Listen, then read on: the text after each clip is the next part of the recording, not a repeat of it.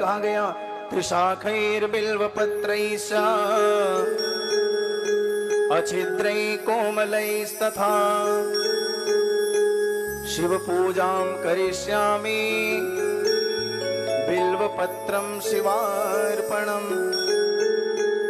जब बिल्व पत्र भगवान शिव को चढ़ाएं तो एक चीज का और ध्यान रखना चाहिए, बिल्व पत्र कहीं से कटा ना हो, उसमें कोई छेद ना हो, कोमल होना चाहिए।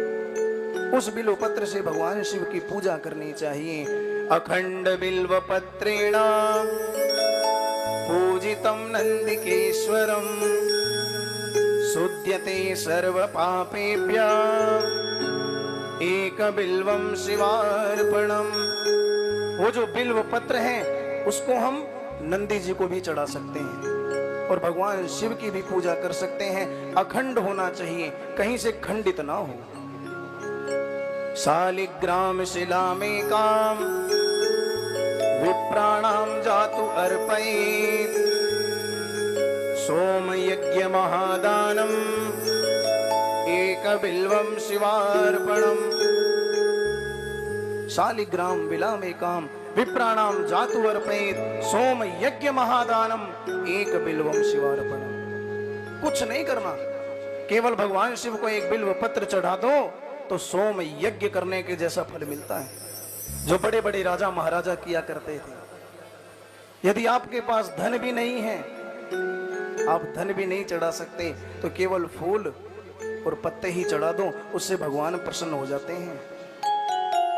दंति कोटि सहस्राणि अवमेधशतानि च कोटि कन्या महादानम एक बिल्वम शिवार्पणम। देखो कितनी बड़ी महिमा है बिल्व पत्र की। दंति कोटि सहस्राणि अवमेधशतानि च। एक बिल्व पत्र जब हम भगवान शिव जी को चढ़ाते हैं तो करोड़ों कन्या दान करने का फल मिलता है, बड़े बड़े अश्वमेध यज्ञ करने का फल मिलता है एक बिल्व पत्र भगवान को चढ़ाने से। और इसकी उत्पत्ति कहां से हुई? बिल्व पत्र की जो वृक्ष है इसकी उत्पत्ति कहां से हुई? कहते हैं लक्ष्म्यास्तन उत्पन्नम महादेव सदा प्रियम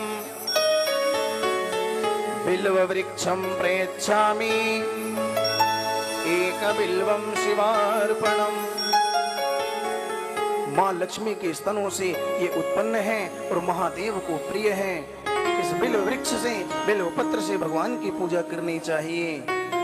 दर्शनम बिल्व वृक्षस्य स्पर्शनम पापनाशनम अघोर पाप संहारम बिल्व पत्रम शिवार्पणम।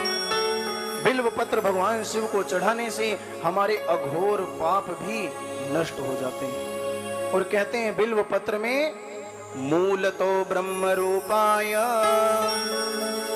मध्यतो विष्णु रूपिणे, यानी मूल भाग में ब्रह्मा जी हैं और मध्य भाग में विष्णु जी हैं। अग्रतः शिव रूपाय, जो ऊपर का भाग है वहां भगवान शिव हैं। बिल्व पत्रम शिवार्पणम। और देखो बिल्वाष्टकमिदं पुण्यम यह पठेत् शिव सन्निधौ सर्व पाप विनिर्मुक्तः शिवलोकमवाप्नुयात्। कहते इस बिल्वाष्टक स्तोत्र को सुनने से भगवान शिव की विशेष कृपा होती है। इनके पास बैठकर सुनने से और भी विशेष कृपा होती है।